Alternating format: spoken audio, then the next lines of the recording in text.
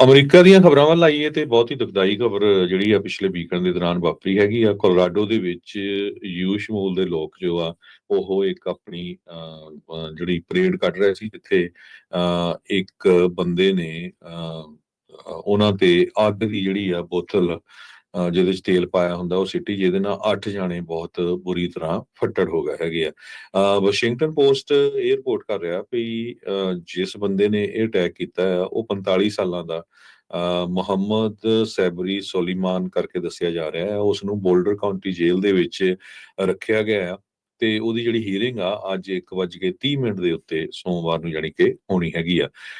ਕਹਿੰਦੇ ਵੀ ਉਸ ਟਾਈਮ ਦੇ ਉੱਤੇ ਉਸਨੇ ਪਾਲਸਤੀਨ ਨੂੰ ਆਜ਼ਾਦ ਕਰਨ ਦੇ ਜਿਹੜੇ ਨਾਅਰੇ ਵੀ ਲਾਏ ਤੇ ਨਾਲ ਦੀ ਨਾਲ ਜਿਹੜਾ ਆ ਉਹ ਬੋਟਲ ਬੰਬ ਆ ਉਹ ਸਿੱਟ ਦਿੱਤਾ, ਜਿਹਦੇ ਨਾਲ 8 ਲੋਕ ਜਿਹੜੇ ਆ ਕਾਫੀ ਫੱਟੜ ਹੋ ਗਏ ਹੈਗੇ ਆ। ਸੋ ਇਹਦੇ ਚ ਕਹਿੰਦੇ ਮੋਲੋਟੋਵ ਕਾਕਟੇਲ ਸੀਗੀ ਉਸ ਬੋਤਲ ਦੇ ਵਿੱਚ ਪਾਈ ਹੋਈ, ਤੇ ਉਸ ਨੇ ਐਂਟੀ ਯੂਸ਼ ਸਲਰਸ ਜਿਹੜੇ ਆ ਯੂਜ਼ ਕੀਤੇ ਹੈਗੇ ਆ। ਸੋ ਵਿਕਟਮਸ ਨੂੰ ਦੱਸਿਆ ਗਿਆ ਆ ਉਹਨਾਂ ਦੀ ਏਜ 52 ਸਾਲ ਤੋਂ ਲੈ ਕੇ 88 ਸਾਲ ਤੱਕ ਹੈਗੀ ਆ। ਕੁਝ ਵਿਕਟਮ ਜੋ ਸੀ ਉਹ ਨਾਜ਼ੀ ਕੈਂਪ ਵੀ ਉਹਨਾਂ ਨੇ ਵਿੱਚ ਉਹਨਾਂ ਨੂੰ ਰੱਖਿਆ ਗਿਆ ਸੀਗਾ, ਜਿਹੜੇ ਉੱਥੋਂ ਬਚ ਕੇ ਨਿਕਲ ਗਏ ਸੀ। ਬਹੁਤ ਸਾਰੇ ਲੋਕ ਆਪਣੀ ਲਾਈਫ ਨੂੰ ਬਚਾਉਣ ਦੇ ਲਈ ਉੱਥੋਂ ਭੱਜਦੇ ਵੀ ਦੇਖੇ ਗਏ।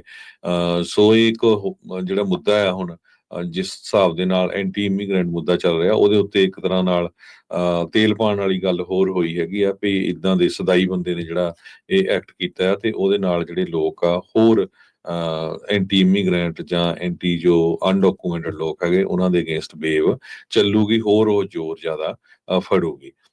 ਸੋ ਆਫੀਸ਼ੀਅਲਸ ਨੇ ਇਹ ਕਿਹਾ ਵੀ ਹਜੇ ਵੀ ਅਸੀਂ ਇਸ ਨੂੰ ਇਨਵੈਸਟੀਗੇਟ ਕਰ ਰਹੇ ਹਾਂ, ਪਰ ਇਹ ਪਤਾ ਚੱਲਿਆ ਵੀ ਇਹ ਬੰਦਾ ਇਲੀਗਲੀ ਅਮਰੀਕਾ ਦੇ ਵਿੱਚ ਐਂਟਰ ਹੋਇਆ ਸੀ।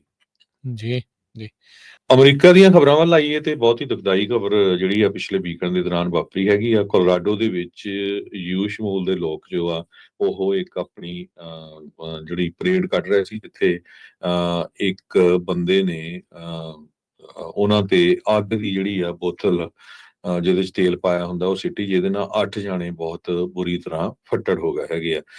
ਵਾਸ਼ਿੰਗਟਨ ਪੋਸਟ ਇਹ ਰਿਪੋਰਟ ਕਰ ਰਿਹਾ ਵੀ ਜਿਸ ਬੰਦੇ ਨੇ ਇਹ ਅਟੈਕ ਕੀਤਾ ਆ ਉਹ 45 ਸਾਲਾਂ ਦਾ ਮੁਹੰਮਦ ਸੈਬਰੀ ਸੋਲੀਮਾਨ ਕਰਕੇ ਦੱਸਿਆ ਜਾ ਰਿਹਾ ਹੈ। ਉਸ ਨੂੰ ਬੋਲਡਰ ਕਾਉਂਟੀ ਜੇਲ੍ਹ ਦੇ ਵਿੱਚ ਰੱਖਿਆ ਗਿਆ ਆ ਤੇ ਉਹਦੀ ਜਿਹੜੀ ਹੀਅਰਿੰਗ ਆ ਅੱਜ 1:30 ਦੇ ਉੱਤੇ ਸੋਮਵਾਰ ਨੂੰ ਜਾਣੀ ਕਿ ਹੋਣੀ ਹੈਗੀ ਆ। ਕਹਿੰਦੇ ਵੀ ਉਸ ਟਾਈਮ ਦੇ ਉੱਤੇ ਉਸਨੇ ਪਾਲਸਤੀਨ ਨੂੰ ਆਜ਼ਾਦ ਕਰਨ ਦੇ ਜਿਹੜੇ ਨਾਅਰੇ ਵੀ ਲਾਏ ਤੇ ਨਾਲ ਦੀ ਨਾਲ ਜਿਹੜਾ ਆ ਉਹ ਬੋਟਲ ਬੰਬ ਆ ਉਹ ਸਿੱਟ ਦਿੱਤਾ, ਜਿਹਦੇ ਨਾਲ 8 ਲੋਕ ਜਿਹੜੇ ਆ ਕਾਫੀ ਫੱਟੜ ਹੋ ਗਏ ਹੈਗੇ ਆ। ਸੋ ਇਹਦੇ ਚ ਕਹਿੰਦੇ ਮੋਲੋਟੋਵ ਕਾਕਟੇਲ ਸੀਗੀ ਉਸ ਬੋਤਲ ਦੇ ਵਿੱਚ ਪਾਈ ਹੋਈ, ਤੇ ਉਸ ਨੇ ਐਂਟੀ ਯੂਸ਼ ਸਲਰਸ ਜਿਹੜੇ ਆ ਯੂਜ਼ ਕੀਤੇ ਹੈਗੇ ਆ। ਸੋ ਵਿਕਟਮਸ ਨੂੰ ਦੱਸਿਆ ਗਿਆ ਆ ਉਹਨਾਂ ਦੀ ਏਜ 52 ਸਾਲ ਤੋਂ ਲੈ ਕੇ 88 ਸਾਲ ਤੱਕ ਹੈਗੀ ਆ। ਕੁਝ ਵਿਕਟਮ ਜੋ ਸੀ ਉਹ ਨਾਜ਼ੀ ਕੈਂਪ ਵੀ ਉਹਨਾਂ ਨੇ ਵਿੱਚ ਉਹਨਾਂ ਨੂੰ ਰੱਖਿਆ ਗਿਆ ਸੀਗਾ, ਜਿਹੜੇ ਉੱਥੋਂ ਬਚ ਕੇ ਨਿਕਲ ਗਏ ਸੀ। ਬਹੁਤ ਸਾਰੇ ਲੋਕ ਆਪਣੀ ਲਾਈਫ ਨੂੰ ਬਚਾਉਣ ਦੇ ਲਈ ਉੱਥੋਂ ਭੱਜਦੇ ਵੀ ਦੇਖੇ ਗਏ। ਸੋ ਇਹ ਇੱਕ ਜਿਹੜਾ ਮੁੱਦਾ ਹੈ ਹੁਣ, ਜਿਸ ਹਿਸਾਬ ਦੇ ਨਾਲ ਐਂਟੀ ਇਮੀਗ੍ਰੈਂਟ ਮੁੱਦਾ ਚੱਲ ਰਿਹਾ, ਉਹਦੇ ਉੱਤੇ ਇੱਕ ਤਰ੍ਹਾਂ ਨਾਲ ਤੇਲ ਪਾਉਣ ਵਾਲੀ ਗੱਲ ਹੋਰ ਹੋਈ ਹੈਗੀ ਆ ਵੀ ਇਦਾਂ ਦੇ ਸਦਾਈ ਬੰਦੇ ਨੇ ਜਿਹੜਾ ਇਹ ਐਕਟ ਕੀਤਾ ਹੈ, ਤੇ ਉਹਦੇ ਨਾਲ ਜਿਹੜੇ ਲੋਕ ਆ ਹੋਰ ਐਂਟੀ ਇਮੀਗ੍ਰੈਂਟ ਜਾਂ ਐਂਟੀ ਜੋ ਅਨਡਾਕੂਮੈਂਟਡ ਲੋਕ ਹੈਗੇ ਉਹਨਾਂ ਦੇ ਅਗੇਂਸਟ ਵੇਵ ਚੱਲੂਗੀ, ਹੋਰ ਉਹ ਜ਼ੋਰ ਜ਼ਿਆਦਾ ਫੜੂਗੀ। ਸੋ ਆਫੀਸ਼ੀਅਲਸ ਨੇ ਇਹ ਕਿਹਾ ਵੀ ਹਜੇ ਵੀ ਅਸੀਂ ਇਸ ਨੂੰ ਇਨਵੈਸਟੀਗੇਟ ਕਰ ਰਹੇ ਹਾਂ, ਪਰ ਇਹ ਪਤਾ ਚੱਲਿਆ ਵੀ ਇਹ ਬੰਦਾ ਇਲੀਗਲੀ ਅਮਰੀਕਾ ਦੇ ਵਿੱਚ ਐਂਟਰ ਹੋਇਆ ਸੀ। ਜੀ, ਜੀ।